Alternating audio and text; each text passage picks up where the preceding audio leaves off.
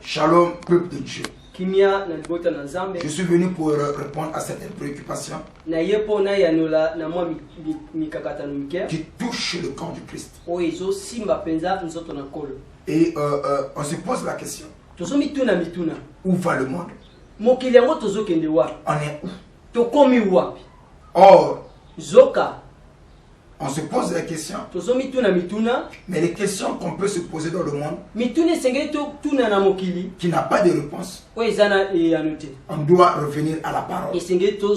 Parce que c'est dans la parole où il y a des réponses à toutes nos questions.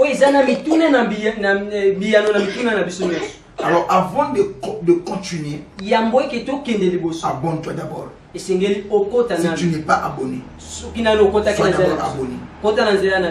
On t'attend. On t'attend. N'hésite pas. Tu peux t'abonner. Merci parce que tu viens de le faire. Alors sois béni toi qui s'est abonné à la chaîne pour être informé, instruit. Et je crois le Dieu Tout-Puissant qui a permis que tu puisses t'abonner. Il te bénira aussi. Alors écoutez, j'aimerais répondre à certaines préoccupations par rapport aux problématiques que l'Église traverse actuellement.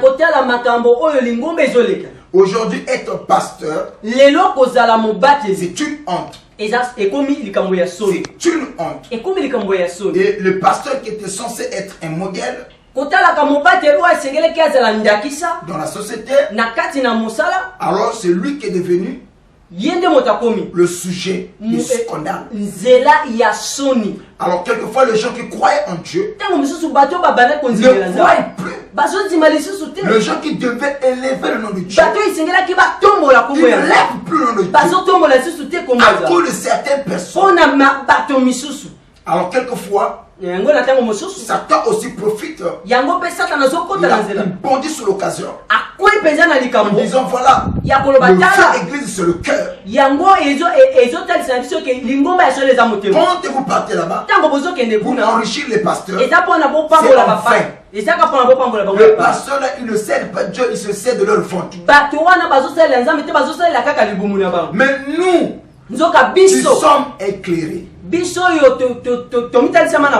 Nous savons, ce n'est pas tous ceux qui tiennent la Bible ou qui parlent de Dieu qui sont des serviteurs de Dieu. Et pour nous, nous sommes déjà éclairés là-dessus.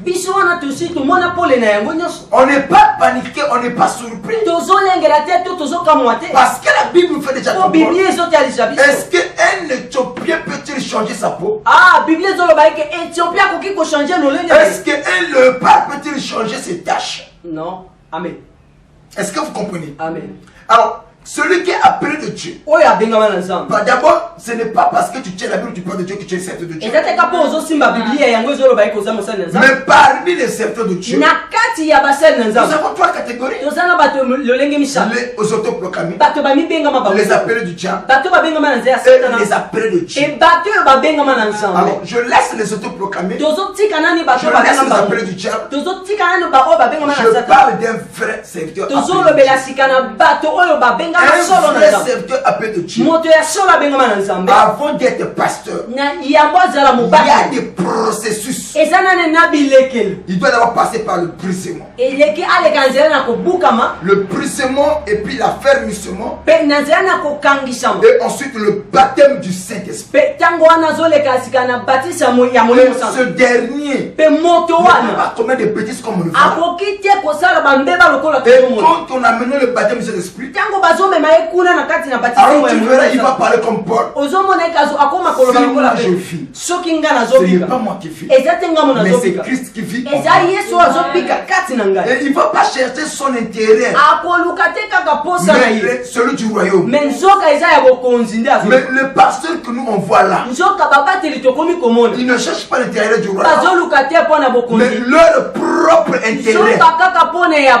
Allez-y comprendre. Il ne sert pas Dieu, mais il se sert de Dieu. Amen. Amen. Et qu'est-ce qui les a conduits dans ce scandale? Leur propre gloire. Il veut se faire voir.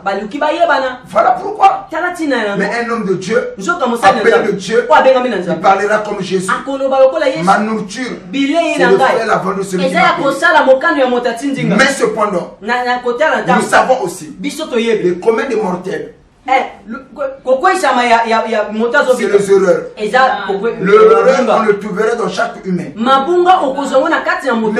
enfant, un homme de Dieu, qui est passé par le brisement, l'affermissement et le baptême, il n'a pas honte de se repentir quand il est dans l'erreur. Il peut se repentir. Il s'en fout de ce que le monde peut penser.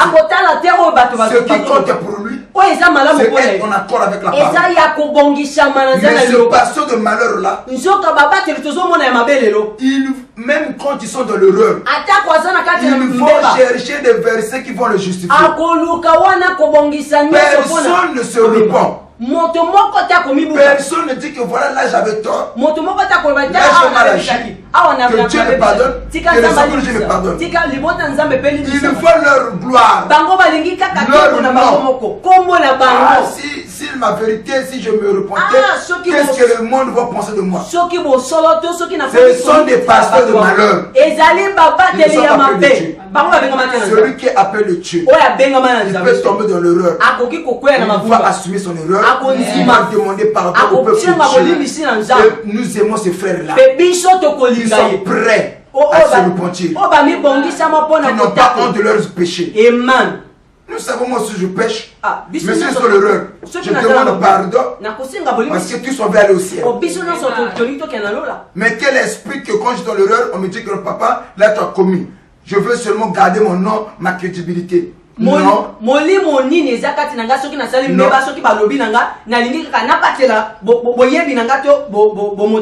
Donc je crois le péché c'est le commun des mortels. Mais celui qui présente des pardons, qui s'excuse,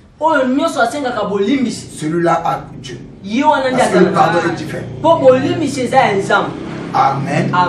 Donc ce que je peux dire aux enfants de Dieu, et l'arme de Satan que lui utilise, c'est l'infiltration.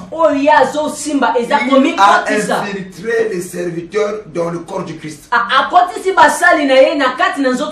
Ces gens aussi ont la Bible. Ils font comme les frères. Ce sont des faux. Et si ce sont des frères, ils vont se repentir. Ils vont demander pardon. Et les erreurs que nous avons vues, on ne les verra plus. Nous les aimons, ce sont nos bien-aimés. Moi, je ne suis pas contre qui que ce soit. J'attaque le péché. Si c'est quelqu'un qui a le Saint-Esprit, se repentir, Ce n'est pas grandiose. Quand nous repentons, on demande pardon, on se repent. Là, nous élevons l'étendard de la gloire. On montre au monde. On est des humains. On peut commettre des erreurs. Mais la vérité ne sera pas calomniée à cause de nous. Je donne un exemple. Même les enfants de Dieu qui sont là, qui ont vu ce scandale, s'ils voyaient un homme de Dieu, parmi les noms que vous connaissez, il venait demander pardon au saint et au corps du Christ. Ça sera une fierté pour nous. Et là où Satan voulait entrer, on a bloqué la porte. Parce que le frère s'est repenti. Mais comment ces gens ne se repentent pas? Et Satan va commencer toujours à pointer son arme derrière ce gens. Alors frère, repentez-nous. Repentez-vous. Demandez pardon. Nous croyons. Et il y a ce que nous appelons, il y a les erreurs de l'homme de Dieu. Ne faites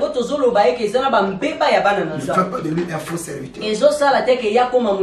Mais si c'est un vrai serviteur, il va se repentir. Mais si c'est un faux serviteur, eux ils ne connaissent pas le pardon. La repentance, eux ils ne connaissent pas. C'est leur gloire. Ils cachent leur nom. La communauté. La gloire qu'ils ont. C'est ça la tactique de Satan. C'était le message qu'on devait donner au corps du Christ. Mais l'église ne tombera pas. L'église ne sera pas affaiblie à cause de l'individu. Il y en a certains qui ont commencé à combattre l'église. Ils ont combattu l'église primitive. Ils ont combattu les apôtres. Jusqu'aujourd'hui, le nom de Christ n'a jamais été effacé. Ce n'est pas à cause des erreurs de nos bien-aimés que le nom de l'église sera effacé. Non. L'église ne tombera jamais. Le nom de Christ ne sera jamais effacé. Frère, à l'heure où je vous parle, nous élevons le tonnerre de la gloire de Dieu. Donc malgré les péchés et les erreurs, les scandales de frères, la parole de Dieu est prêchée. Le nom de Christ est prêché. L'évangile est prêché. Alors frère, toi qui crois à la parole, sois fier d'être chrétien. Quelquefois dans le travail, dans la société, dans la famille, on est insulté, mais cependant, soyons fiers. Alors la suite à la prochaine. Que le Dieu Tout-Puissant comble toutes sortes de bénédictions. Soyez tous bénis. Que Dieu vous fortifie. Que Dieu vous console. Que Dieu vous donne l'esprit de pardon. L'esprit de la repentance. Car la Bible dit ceci. Celui qui cache ses transgressions ne prospère pas. Celui qui les avoue et le délaisse obtient la faveur de la miséricorde. Un enfant de Dieu, un servant de Dieu, ne peut pas être orgueilleux. Car Dieu résiste aux orgueilleux, mais il fait grâce aux humbles. Vous savez, c'est là où je veux clôturer. Satan c'était un grand orgueilleux. Le premier orgueil c'est Satan. Satan connaît la parole. Satan connaît Dieu. Il sait que ce Dieu là est redoutable. Mais Satan ne respecte pas la parole de Dieu. Parce que c'est un orgueil. Et frère, toi qui crois à la parole, si tu es dans l'erreur, réponds-toi. Tu as commis, confesse. Et Dieu au ciel te bénira. C'était ça mon message. C'était votre ami serviteur. Votre ami serviteur, l'apôtre Ange Joseph Fidèle. Amen. Qui vous a parlé dans le cri de la sentinelle. On dit toujours écoutez. Et votre âme vivra. Que mon Dieu vous bénisse. Ciao. Amen.